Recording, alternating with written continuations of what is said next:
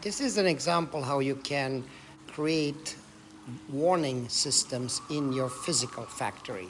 I'm using today an example as a virtual factory, but you can easily place those warning signs that you can see here in seconds and persistently track them in your factory.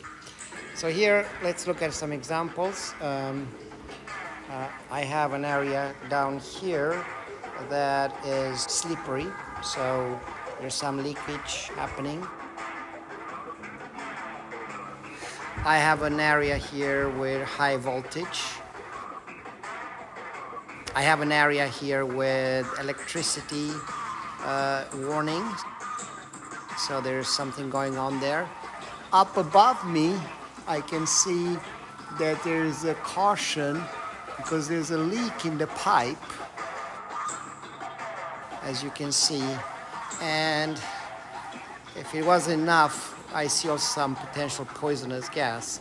So very cautious you have to be in this environment.